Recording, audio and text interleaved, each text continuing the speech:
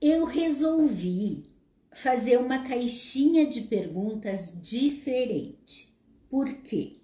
Sim, como eu disse esses dias, eu tenho épocas que eu escolho um tema, daí faço várias lives sobre aquele tema, respondo perguntas, depois eu diversifico, peço o auxílio de vocês para me ajudar sobre o que vocês gostariam que eu falasse. E essa semana, a minha caixinha foi diferente, porque eu comecei aqui falando principalmente desde o início no meu canal do YouTube, aqui no Insta.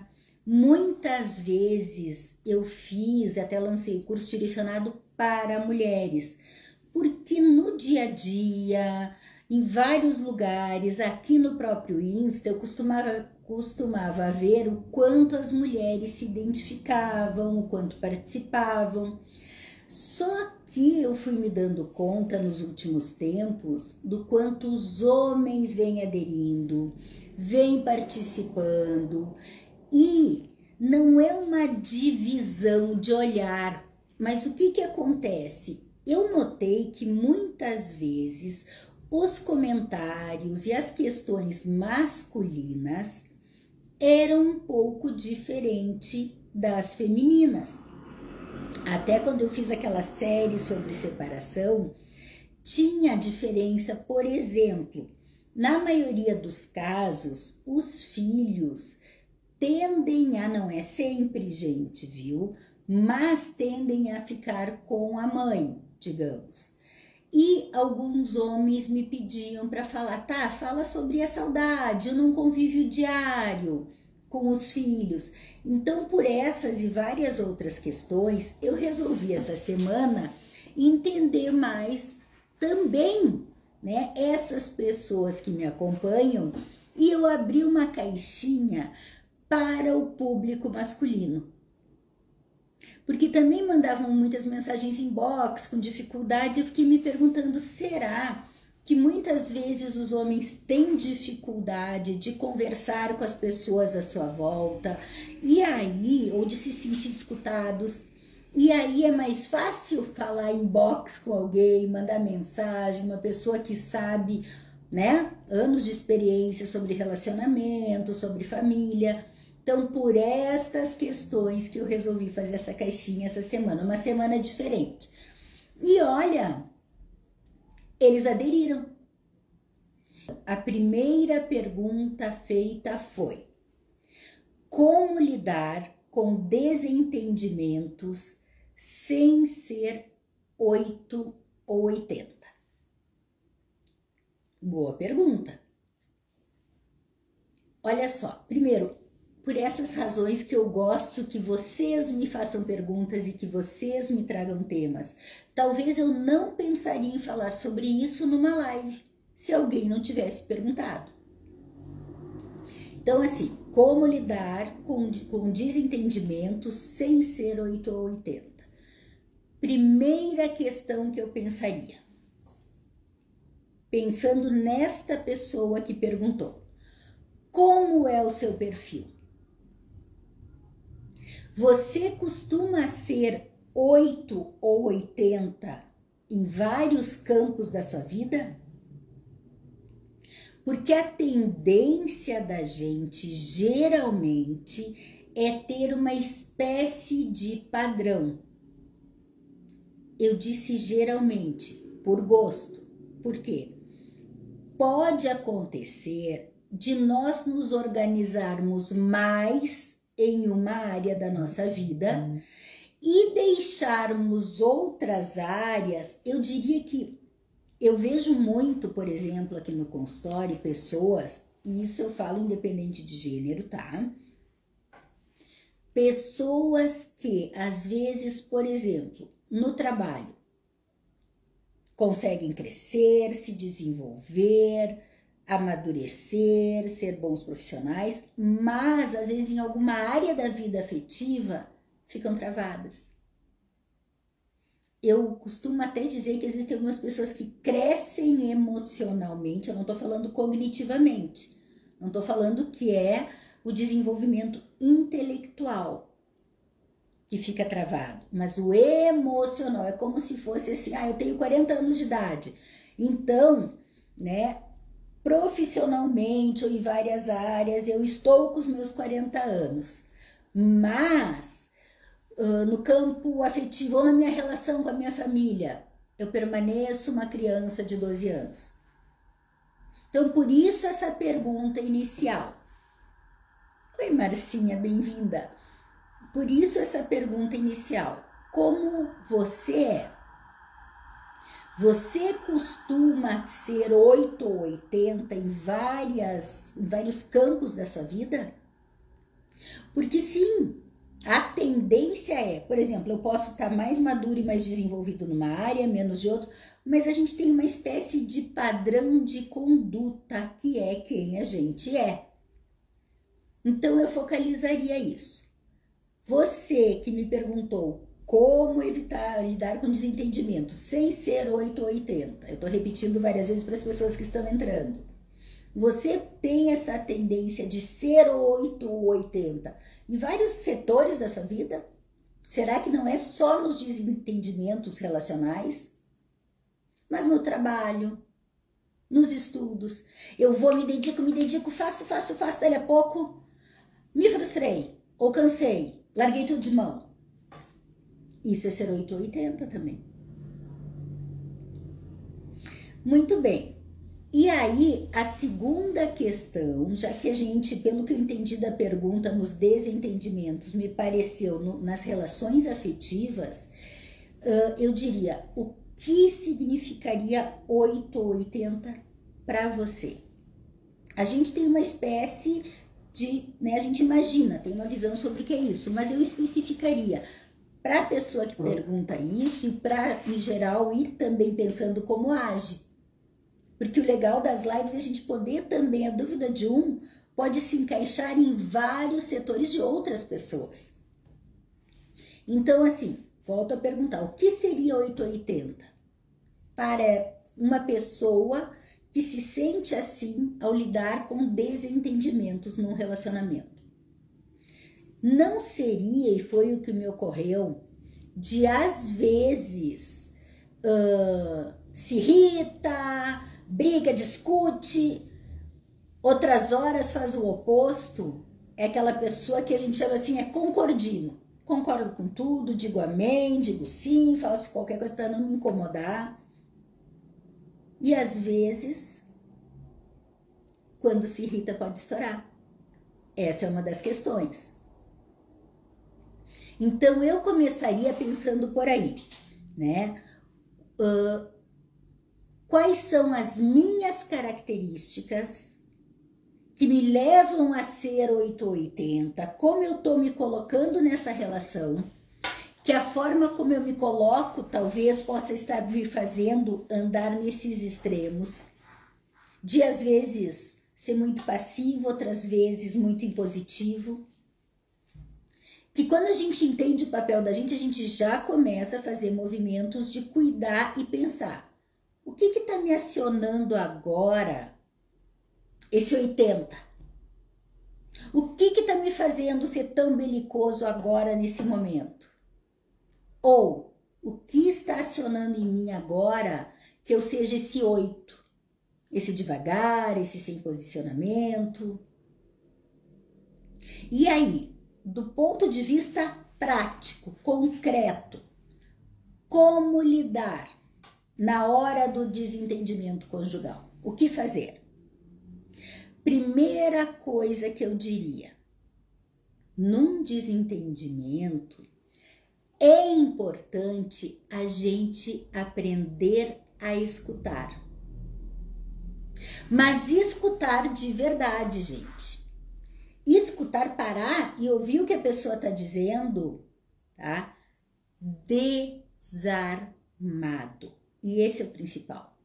Porque qual é a nossa tendência quando nós vamos, né, para uma briga, para uma discussão, ou quando a gente não tá em sintonia no casal, quando a gente tá com pontos de vista diferentes? A gente já ouve pensando na resposta. A gente já ouve armado, a gente já ouve, na cabeça da gente já tá vindo, a gente mal escuta e já tá pensando a contrapartida, como é que eu vou dar, né, fazer o contraponto, o que eu vou responder aqui. A gente já se justifica muitas vezes também. Então a gente não tá ouvindo, simplesmente escutando o que a pessoa está dizendo e tentando entender o ponto da outra pessoa. Então, esse é o primeiro passo muito importante para lidar com desentendimento. É ouvir de fato por inteiro e desarmado. O segundo passo seria tentar entender o que essa pessoa, por que ela está com essa visão diferente da nossa, com atitude diferente, como essa outra pessoa está se sentindo. Porque sempre que a gente está num desentendimento, não são só argumentos de ideias, viu? São sentimentos que estão sendo ali mexidos, que faz com que haja esse confronto. Após isso, sim, eu acho interessante a pessoa poder falar sobre a sua, depois que escutou, contemporizou, poder falar sobre o seu ponto de vista também. Mas eu sugiro que se fale também desarmado e de uma forma objetiva. Gente, vocês não acham a coisa mais difícil a gente estar num desentendimento e sair do fervor do sentimento e poder explicar objetivamente por que eu penso assim, como eu me sinto quando o outro age assim, o que isso representa para mim, mas de uma forma objetiva. Isso para mim, eu não concordo com tal decisão que você tomou, com ponto de vista com relação a nós, porque eu me sinto assim, porque eu discordo de tal atitude, porque vai contra alguns princípios. Quando a gente consegue falar nesse nível, eu tô falando, não tô falando que é fácil, isso precisa de muita evolução para conseguir. Exatamente, Alexandre. Isso é uma profunda prova de evolução. E às vezes a gente tem que passar por algumas situações, né, que nos façam refletir. E quando a gente reflete, começa a pensar como essa pessoa que me mandou sobre os 8 ou 80, a gente também consegue evoluir, lidar, fazer esse movimento de lidar diferente, né? Que mais? Bom, depois que a gente consegue escutar de fato, a gente consegue falar o ponto de vista da gente, aí eu diria que a próxima questão é ponderar, tentar achar um meio termo entre as visões de ambos, ou as situações, ou as posições, o que incomoda ambos. Porque geralmente em relacionamento, o ideal é que não seja um que domine. Às vezes a ideia de um vai prevalecer, às vezes a de outro, mas se relacionar também, às vezes, não é se anular, mas às vezes ceder ou entender e chegar no meio termo, abrir mão de algumas coisas, de outras a gente não abre, e é aí que eu queria chegar. O que é muito importante é a gente se conhecer a ponto de saber do que eu abro mão, até onde eu cedo num relacionamento, até onde eu vou para manter a relação ou para chegar no equilíbrio. Eu entendi a posição da minha parceira ou do meu parceiro, enfim, né? Mas até aqui eu acho que fez sentido e eu vou aderir. Eu consigo abrir mão até aqui. A outra pessoa também às vezes vai ter que fazer movimento e ceder um pouquinho pra gente chegar no acordo. Eu vejo como uma negociação. Uma negociação como a gente negocia profissionalmente, como a gente negocia, né? Vamos pensar, vou vender um imóvel ou vou comprar o imóvel. Um dos dois diz, olha, o valor é tanto, o outro diz, não, mas eu só posso pagar até aqui. Mas até aqui eu chego no preço, dou mais um desconto, tá? Chegamos a um acordo. Ou eu baixo até aqui, outro diz, não, mas mais que isso eu não pago, eu não posso pagar. Bom, aqui é meu limite, não vai ser essa negociação. Fazendo essa analogia, é isso que eu quero dizer, que nos relacionamentos nós também temos que negociar. E para isso nós temos que saber, ok, o outro tá vendo diferente de mim, tá pensando diferente de mim, eu até posso entender, mas aqui é o meu limite, até aqui eu vou. E faço de coração, vou me esforçar para manter a relação. Agora, se a outra pessoa também, né, se tem alguma coisa que eu realmente não acho viável para mim, o que eu discordo veementemente, o que vai me ferir, que vai me machucar. Pensando em exemplos assim, de relacionamento, não, eu quero que tu fique só em casa e pare de estudar ou de trabalhar. E outra pessoa diz, não, eu posso tentar arranjar mais tempo para ficar em casa, mas eu não vou parar de trabalhar. Pensando em alguma situação de casal. Ou a outra pessoa vai ter que dizer, tá, então vamos chegar num acordo, tu fica mais tempo em casa e eu aceito que tu trabalhe. Ainda existe esse tipo de discussão, gente. Então, chegamos no acordo agora. Não, eu não vou ficar com alguém que trabalha e tem que ficar só em casa. Não, então isso para mim não serve, essa relação não tá me servindo. Porque vai deixar de ser quem eu sou. Nesse exemplo hipotético. Então, para não ser 8 ou 80, acabando de responder essa questão, o ideal é que se escute, de fato sem se defender, que tente entender o ponto do outro, que lembre que é 50% de cada um, mas que também conheça os seus princípios, os seus sentimentos e que saiba até onde, né, você está disposto a ir em prol da relação. E até onde você acha que não, que isso está ferindo. Que isso não está bom para você, daqui eu não passo. E vamos ver se o outro também vem para essa negociação ou se realmente é alguma situação muito grave, às vezes, e que a divergência é muito grande. Que olha, eu deixei nas mãos de vocês e voltou para o tema que eu falo tanto e estava aberto, que é: que tal falar um pouco sobre alienação parental? Beleza, tranquilo, falo sim. Só deixa eu dizer, como é uma live com várias perguntas, eu não vou me aprofundar no tema. Até porque, gente, eu já falei várias vezes, posso repetir, vou assinalar, porque eu acho um tema muito importante. Mas se vocês procurarem no feed, tem lives que eu falo bastante sobre isso, quando eu falo sobre filhos e separação. Tem curtos também, né, ali no feed e no canal do YouTube, que é Atitude Canal. Quem não me segue lá ainda, já pro YouTube também, pessoal, seguir, deixar o like lá, não podia perder a deixa. Mas lá também tem lives e vídeos falando sobre isso, tá bom? Mas enfim, o que é alienação parental? É tudo que se faça para afastar o convívio de um filho com um dos genitores, do filho com um dos genitores. Afastar em que sentido? Falar mal,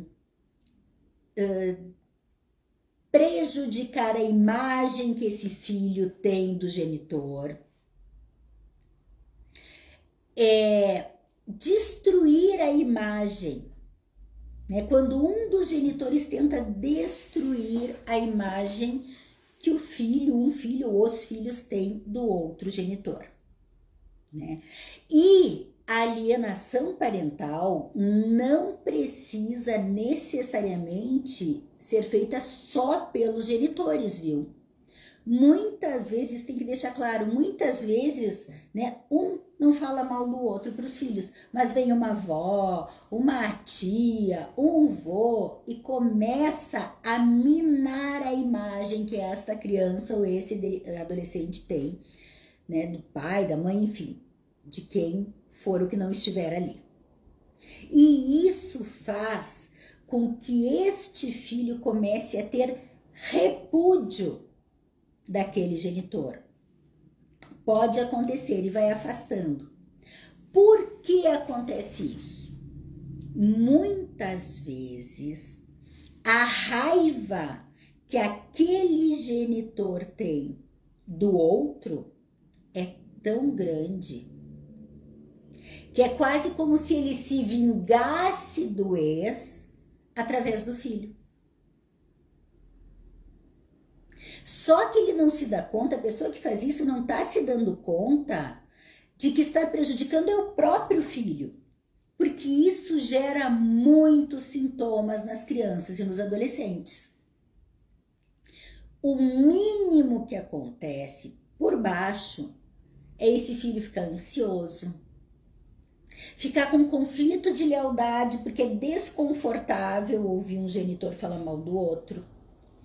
Aciona os conflitos de lealdade, a quem eu vou ser leal aqui, então quer dizer que para eu ter outra coisa, sensação de perda, ou se ele entra mesmo, se isso entra na criança, então, ou meu pai, ou minha mãe, enfim, me abandonou, ou não é uma boa pessoa, se não é uma boa pessoa e eu também sou filho dessa pessoa, eu também tenho isso dentro de mim.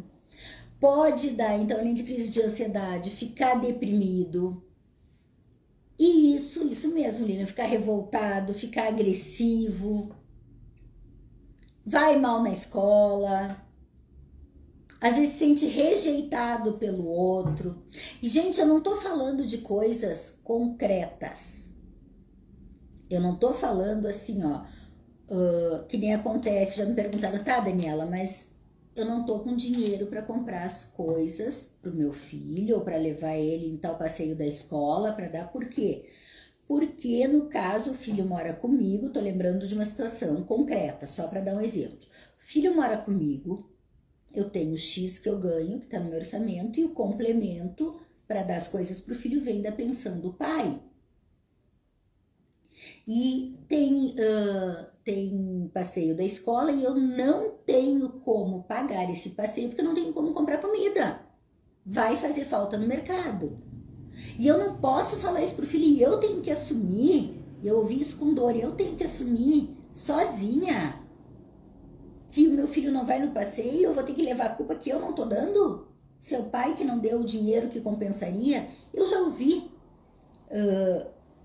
O que puseram para mim é falta de maturidade, é um amor doente. Exatamente, concordo contigo. Então, assim, o que eu falo nessa situação? Não, gente, não é que tu não possa falar. Olha só, esse mês a tua pensão ainda não entrou.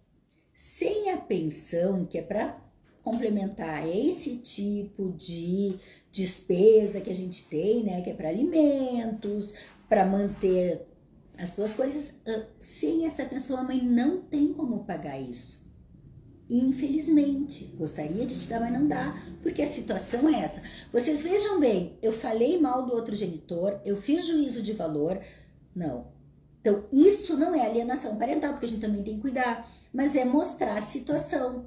Agora, outras pessoas nessa situação fariam assim, não, porque eu não tenho que te dar, porque, pegando esse exemplo, tá, gente, que eu lembrei agora, não tem como te dar, porque teu pai é um crápula, é um irresponsável, ele não tá nem aí pra ti, ele não deposita dinheiro, e eu, coitada de mim, eu tenho que arcar com tudo, porque olha o que eu me sacrifico. E aí começa, não só esse peso do vitimismo, que conecta a criança, como a imagem que tá passando de um pai irresponsável, doente. Gente, existe o fato, não pagou, tá dificultando a vida, é real. Tu pode estar morrendo de raiva, mas tu não pode passar tua raiva pro teu filho. Tu não pode jogar com essa criança. Porque quem vai ser prejudicado vai ser a criança. O peso e a dor vão ir para a criança ou para o adolescente.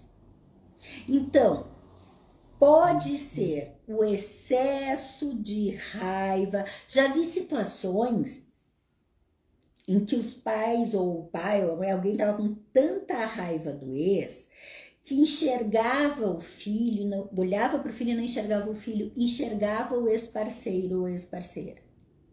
Por ser fruto dessa relação ou por semelhança física muitas vezes. E aí, muitas coisas que queria dizer, para, né, a ex-parceria, jogava e massacrava a criança também. É como se punisse a criança no lugar de punir o outro genitor que fez alguma coisa, ou que às vezes nem fez, mas estou com raiva do abandono. Estou com raiva pela separação. Gente, aí eu só posso deixar uma pergunta para essa pessoa. A raiva que tu tens do teu ex-parceiro ou da tua ex-parceira é maior do que o amor que tu tens pelo teu filho ou pela tua filha? Pesado isso, né? Porque se tu tá projetando e usando essa criança, tu não tá te dando conta. Ai, mas eu quero punir porque eu quero afastar do outro ou da outra. Uhum. Quem é que vai sofrer deixando uma lacuna também na sua criação? Porque os pais não poderem ficar mais juntos, não quererem, é lícito, é melhor do que passarem se brigando, maltratando na frente do filho, dá mais trauma. Eles ficarem se massacrando, né, e o filho vendo isso é mais traumático do que o trauma da separação.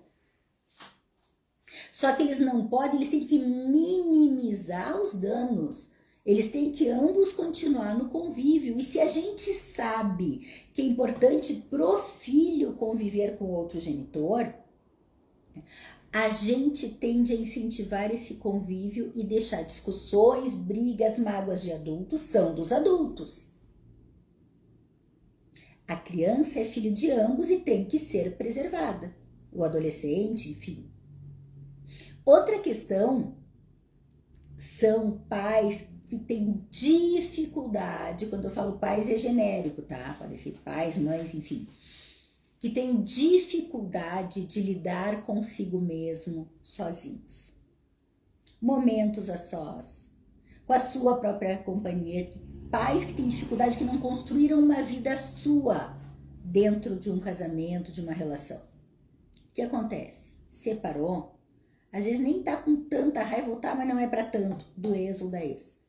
Mas faz de tudo para afastar essa criança, para prejudicar a imagem que essa criança tem do outro genitor, para que o filho fique só consigo, porque eu não aguento ficar sozinha ou sozinho. Daí eu dou um jeito da criança estar sempre comigo, porque eu não suporto a minha companhia. Eu me aposso desse filho. E isso também é muito grave, gente. Quanto mais a gente, isso vocês já me viram, quem me acompanha já me viu pregar várias vezes.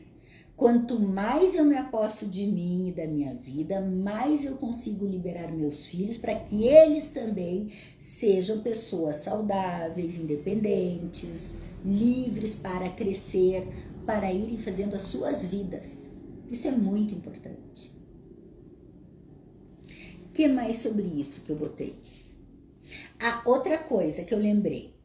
Como eu disse, eu não vou poder fazer uma live inteira só sobre isso, que tem outras questões. Mas, o que mais que eu pensei?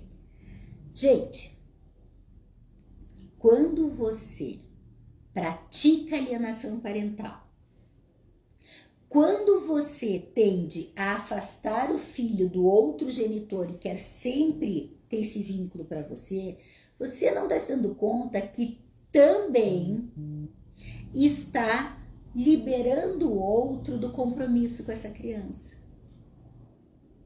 E que também não está dando um tempo para você, não está tirando um tempo, não está criando, construindo um espaço que você tenha também essa liberdade, às vezes de fazer alguma coisa que você possa querer, de ter novas amizades, novas programações, de quem sabe ter um tempo livre só para construir um novo relacionamento.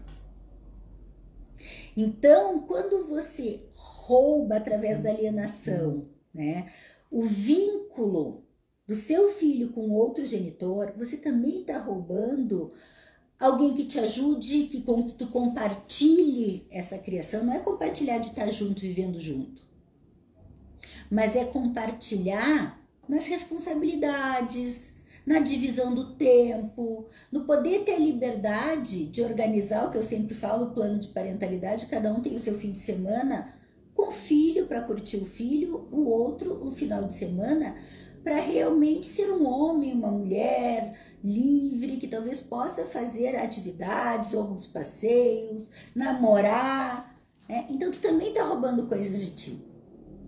E isso é bem importante. Muitas vezes prefere prender o filho não só por amor, mas não se dão o direito de viver o todo. Muito bom. Perfeito esse comentário. Exatamente. Até porque tu entrou agora num outro tema que eu costumo falar aqui. Às vezes as pessoas se separam, né? E algumas pessoas que não têm essa vida preenchida com outras coisas se dedicam a só ser pais e mães. Ok, pai ou mãe profissional, mas esquecem que também são homens e mulheres. Esquecem que tem uma vida. Então os filhos ficam inclusive como uma cortina de fumaça. Como se fosse aquele plano de fundo, assim, aquela distração para deixar, aliás, para deixar de fundo. Os filhos estão na frente para deixar de fundo o fato de que podem ter uma vida mais plena, o todo que tu falaste aí. De poder sair, de poder ir, sei lá, num barzinho, numa festa, de poder namorar de novo, conhecer pessoas. Bem importante esse teu comentário. Muito bem. Gente, vou passar para a próxima pergunta. Eu tô cuidando do tempo ali. Falar sobre os ciúmes na relação.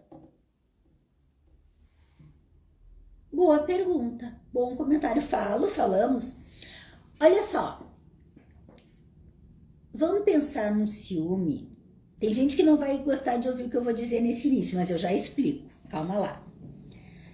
Eu costumo dizer, e a gente diz, em geral, que todos os sentimentos podem ter um papel na vida da gente. Por exemplo, o medo. O medo, numa dose padrão, numa pequena dose, o medo nos é protetivo. Vocês já pensaram nisso? Se eu não tivesse medo de algumas coisas, eu não me cuidaria com relação a essas coisas.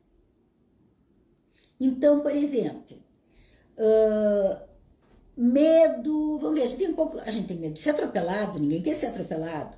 Então isso faz com que a gente olhe e espere o carro passar antes de atravessar a rua, não é assim? Eu não quero me queimar, eu tenho medo, eu não vou tacar a mão no fogo, porque se eu não tivesse medo, eu posso tudo. Eu desafio as leis, né? Da gravidade, da saúde, enfim, dos cuidados. Quando a gente sai, sei lá, eu de noite, em algum lugar, a gente não sai a pé sozinha de noite num lugar desprotegido, que sabe que é perigoso, e vai andando ainda 2 por hora, larará, porque eu não tenho medo de nada. A gente está se pondo em risco. Então, há que haver alguns cuidados. O problema é se o medo passa dos limites e aí a gente deixa de fazer coisas que seriam saudáveis. Por exemplo, o que eu falei de atravessar a rua. Não, eu começo a entrar em pânico, eu não atravesso mais a rua, eu preciso que alguém me guie. Não, eu não vou cozinhar, não vou chegar perto do fogão porque eu tenho medo de me queimar. Vocês entendem que todo sentimento, estando numa ordem normal, é protetivo, faz parte, não existe sentimento bom ou ruim. Existem sentimentos que na sua medida até são protetivos ou são aceitáveis, e excesso desses sentimentos que prejudicam a nossa qualidade de vida e a nossa funcionalidade. Então, eu vou colocar o ciúme nesse mesmo balaio. Ok, um pouquinho de ciúme, aquela coisa quando a gente gosta muito de alguém, quando a gente ama, né? Dizer, olha, eu não ia querer ver meu namorado beijando outra pessoa, claro que eu ia ficar com ciúme, né? De trololó, de conversas íntimas, peraí, tem boi nessa linha. Se isso não dá ciúme... Então, esse pouquinho normal, protetivo, tudo bem. O problema, gente, do ciúme é quando ele passa. Quando esse ciúme passa a ficar doentio, quando ele é exagerado, quando ele não é esse pouquinho em situações específicas, mas acompanha a pessoa, geralmente. E ela, além de sofrer, fica atuando na vida do outro. Aí, o ciúme mesmo, esse ciúme mais doentio... Oi, Glaucia, bem-vinda! Esse ciúme mais doentio, eu costumo associar com duas coisas: insegurança e controle. Insegurança por quê? Se eu estou sempre com ciúme de alguém, com ciúme do meu parceiro ou da minha parceira, tô sempre achando que vai olhar para outra pessoa, que vai me trair, que vai aprontar comigo, que daqui a pouco vai se interessar por outro alguém. Gente, na verdade, o problema não é o outro. Não é o outro que está sempre aprontando. Mas eu não estou me achando bom o suficiente para que o outro continue interessado em mim. Para que o outro mantenha o foco na nossa relação. Eu não acredito que o outro tenha, que eu sou merecedor ou merecedora desse olhar e desse amor do outro. Aí dói, ciúme obsessivo, exatamente, e dói e machuca. E aí, né, o que acontece? Se eu me acho, às vezes eu acho, o outro é acima, é maravilhoso, é lindo, no fundo, se eu tô achando, às vezes eu projeto no outro, tu vai ser uma pessoa sem vergonha, tu tem que cuidar pra tu, olha, tu não presta, e às vezes não tem nada a ver com isso, eu não me acho bom o suficiente para manter teu olhar em mim, então eu acho que tu estás olhando para Deus e o mundo. Então, a insegurança, a baixa autoestima são grandes causadoras de ciúme. Só que em vez de olhar para dentro e ver que sou eu que não estou me achando, não tô confiando no meu taco o suficiente, né? Eu costumo brincar... Não tem café no bule aí? Tem que estar sempre cuidando que a outra pessoa não vai estar contigo, tá sempre com esse medo. Medo entra junto também no seu. Medo de perder, medo de ser trocado. Mas pensa comigo, por que esse medo? Porque a minha autoestima é baixa, porque eu sou inseguro. E aí eu fico com ciúme de ti. Eu projeto em ti a minha insegurança. Não sou eu que eu sou inseguro. E aí, gente, pode ir num crescente e entrar na outra característica que eu trouxe, que é do controle. Oi, vou ler aqui. Dani, e quando não sentimos ciúmes, nem quando gostamos muito, é muita autossuficiência? Tu sabe que já me fizeram essa pergunta e eu mesma já me fiz essa pergunta. Vive, muito bom. Olha só, eu... não acho ruim, viu? Eu não acho assim, é muita autossuficiência, ou é porque eu não gosto do outro. Não, talvez seja mesmo autoconfiança. Talvez seja o outro me passa confiança e eu confio no meu taco. Eu aprendi também que se eu perder alguém, eu não vou perder minha vida por isso. E eu sei que se a pessoa tá comigo é porque me escolheu. Por isso que eu disse no início, um pouquinho de ciúme, eu até acho assim, difícil. Vejo, acontece, que nem tu tá trazendo, pelo jeito, não sinto ciúme nenhum. Talvez não é porque não goste do outro. mas porque tá nessa fase tão bem resolvida que ok, tu tá comigo porque tu quer estar comigo e eu confio em ti. Que bom poder chegar nesse nível de desenvolvimento, né? Mas o mais comum, não é normal, porque não tem normal no normal nisso. O mais comum é a gente sentir às vezes uma pitadinha assim, mas eu também acho que podendo ser menos é até mais saudável. Até mais saudável, por quê? Porque é sinal de que o relacionamento está em sintonia ou que pelo menos tu estás em sintonia contigo mesma, o que é fantástico. Tu estás mais segura, tu tá confiando em ti e tu não tá, esse é outro pulo do gato, gente. Tu não tá depositando 100% da tua felicidade no parceiro, em estar com essa pessoa. Porque quando dizem tu é tudo pra mim, eu já falei sobre isso aqui em outras situações, se eu te perder eu fico sem nada, eu fico vazia, e aí eu começo a entrar nessa obsessão pelo outro. Nesse controle, eu tenho que fazer qualquer coisa para não te perder. Agora, se eu tenho meu trabalho, sei lá, meus filhos, meus interesses, meus amigos, e tenho uma relação que me faça bem, a relação é ótima e eu vou investir, eu vou querer preservar essa relação.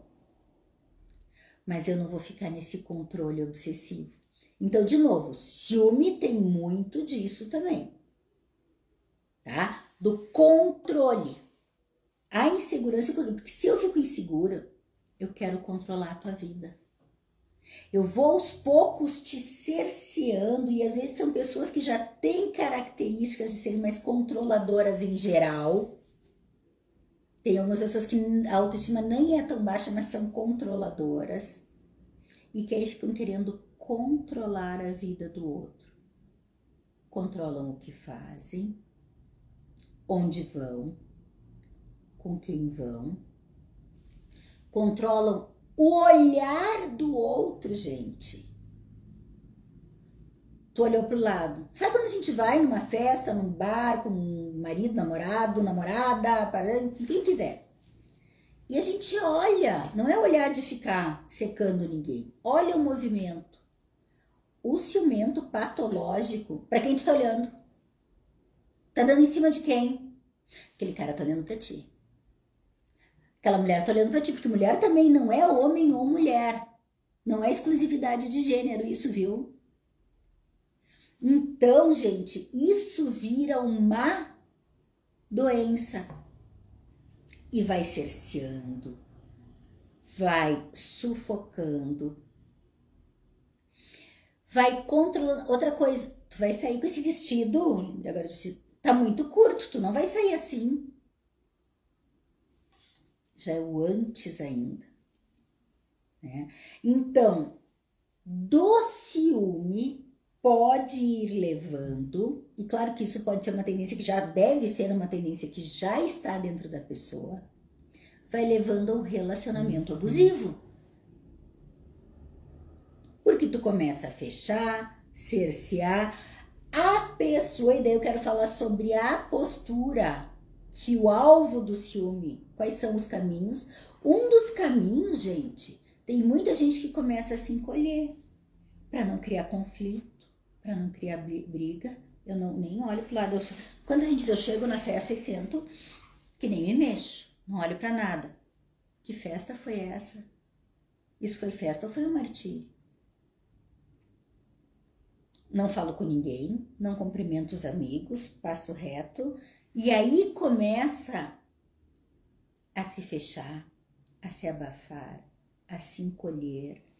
E a pessoa, inclusive, pode ir deixando de ser ela mesma e se tornando apenas alguém que vive para não desencadear o ciúme do outro. E não necessariamente porque o outro seja agressivo fisicamente, mas às vezes um emburramento, ou uma crise, ou palavras podem se tornar perversas. E aí, gente, a pessoa vai fazendo uma coisa que eu chamo de ir se perdendo dela mesma. Abrindo mão de ser quem é para ser alguém que o companheiro ou a companheira quer que seja. E isso é muito triste. Isso é muito triste. Porque aí tu tá te submetendo a uma relação abusiva. É isso que se tornou. Então, o que o alvo do ciúme pode fazer? O alvo, a pessoa que é alvo, né, de uma relação ciumenta, doentiamente ciumenta, pode, primeiro, ok, apazigua, tem lá sua postura, que a gente tem que ter postura em relação, a gente não tá numa relação e sai dando bola para todo mundo. Ah, eu vou ter que fazer um parênteses aqui falando nisso, que me ocorreu agora, eu não vou deixar passar. Tem que ver também assim, ó, eu tô falando de ciúme doentio, alguém que tem ciúme de uma pessoa, que estão numa relação monogâmica e o outro realmente é fiel, é leal, está nessa relação, não dá motivos e o ciumento fica paranoide, fica obcecado.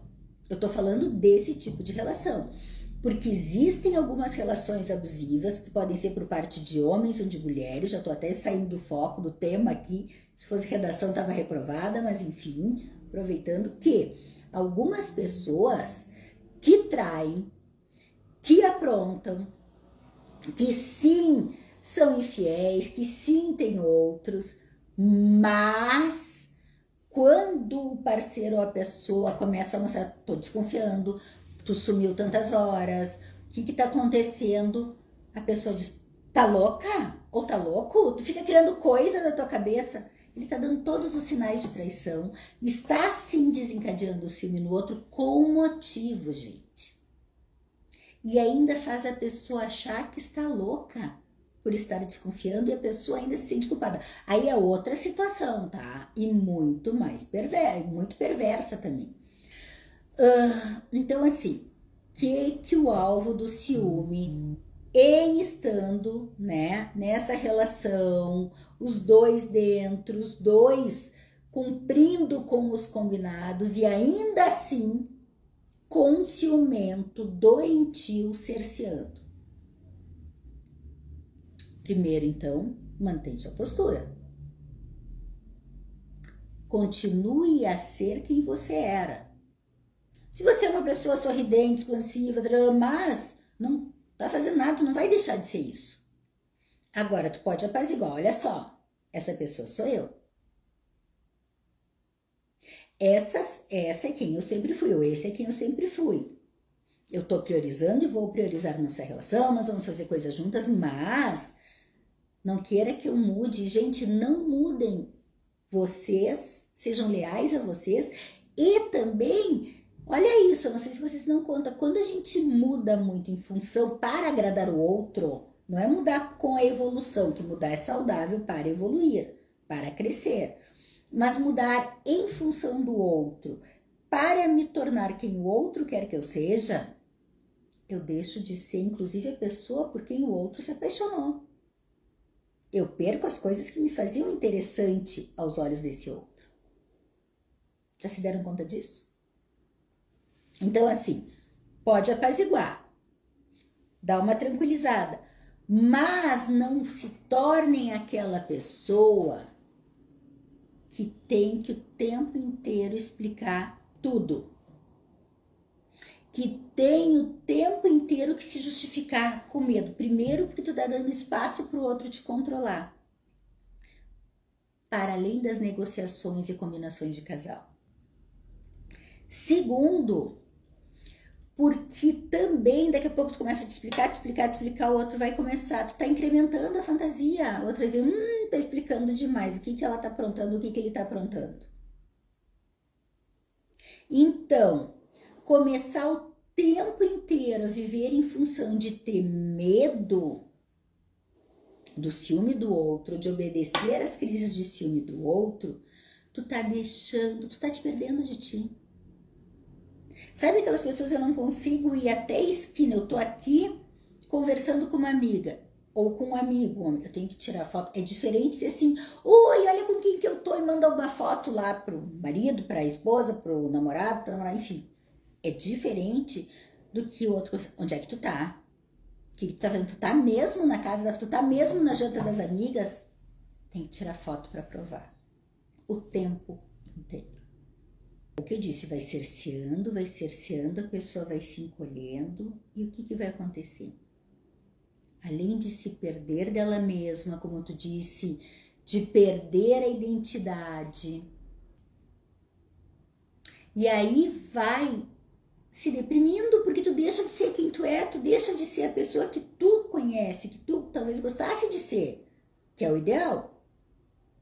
E aí tu vai te desconhecendo, deixando de ter a tua personalidade, deixando de fazer as coisas por ti, vivendo uma vida que não é a tua, vai te abafando. Sabe planta que a gente abafa, abafa, ela vai murchando? Tu vai murchando também. E a tendência da pessoa é ficar deprimida, ficar ansiosa, é ficar triste. Então, se sujeitar a isso, porque tem um dado, gente, relações são 50% de cada um, e eu vou morrer dizendo isso. Nem que os 50% tenha sido a escolha. Então, assim, tem o ciumento, possessivo, às vezes manipula pelo ciúme, tem. Mas tem a tua parte que tá te submetendo a isso. Às vezes, tu vai ter que demarcar território.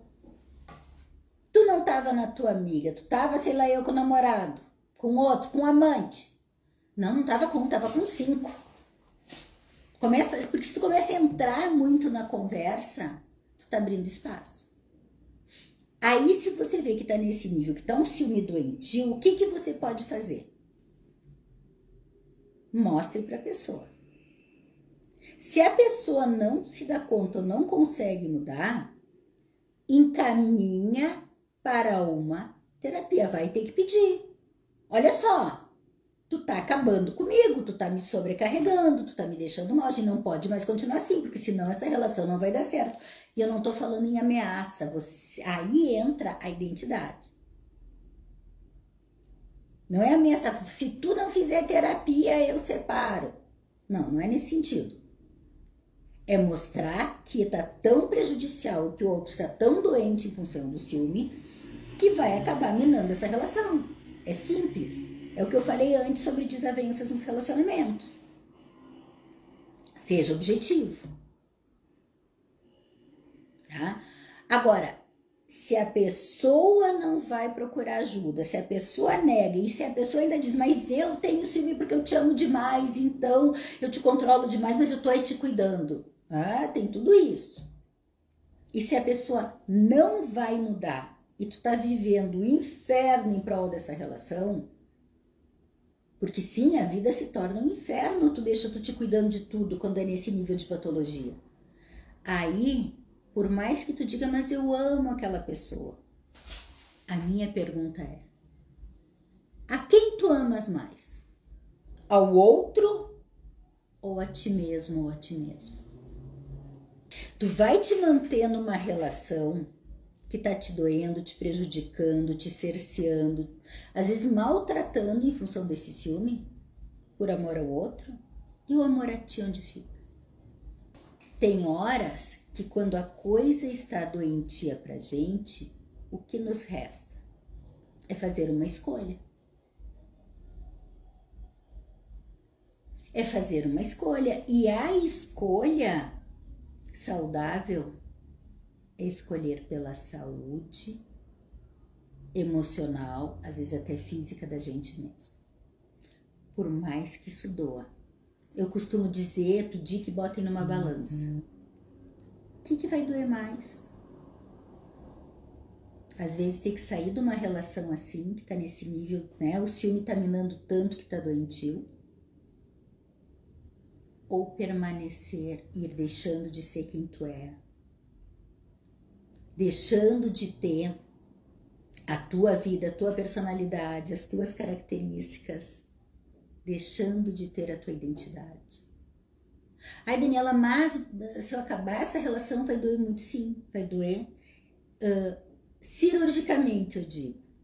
Dói na hora, a gente sofre por tomar uma decisão, sofre o luto da separação, do que for, mas...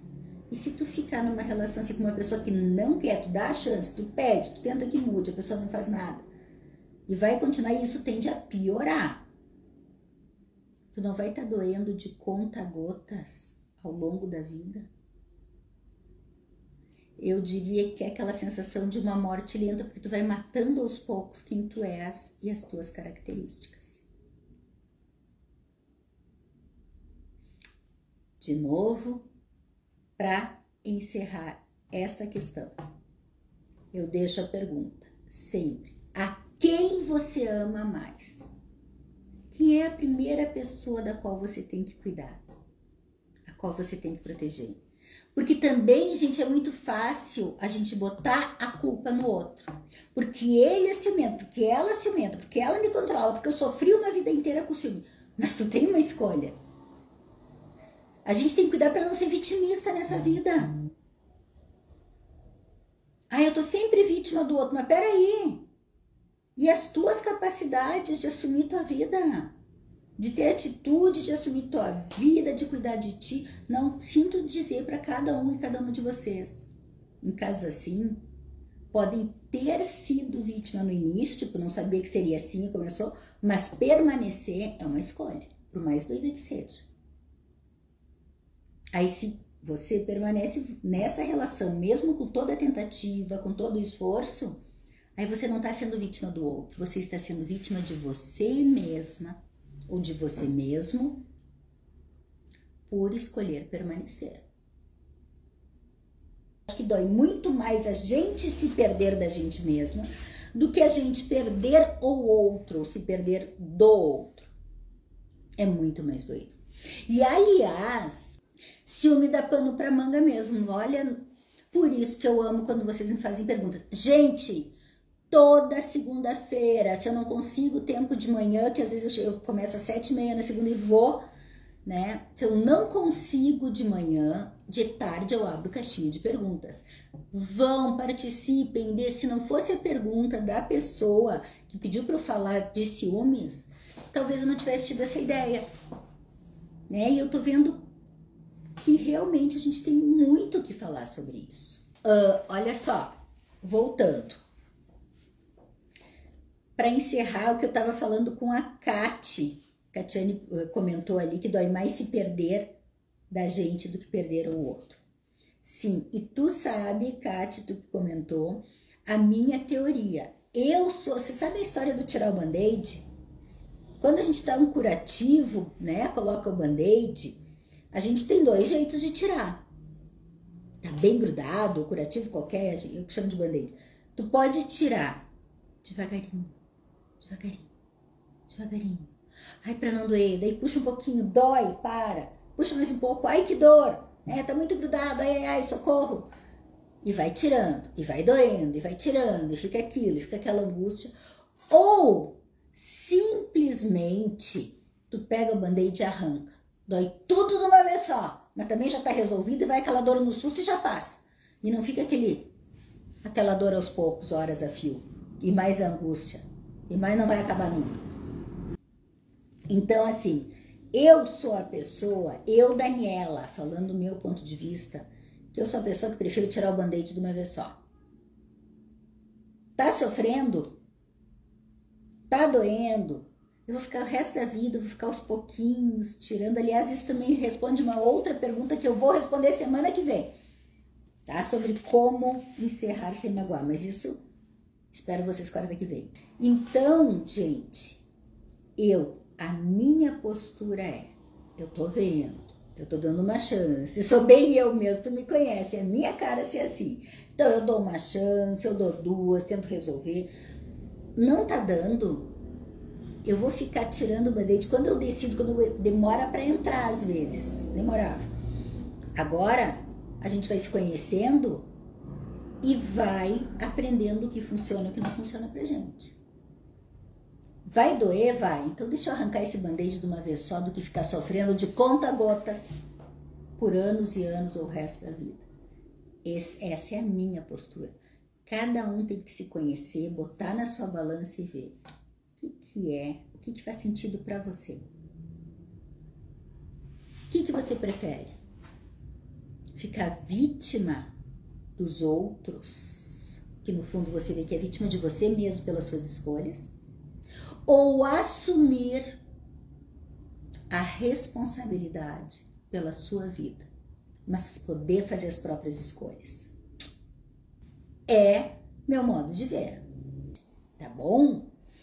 Então, muito obrigada pela presença e pela participação, porque além da presença eu fico tão feliz quando acontece isso de comentar, de trazer perguntas junto, de ajudar a construir esse momento de conversa e de troca.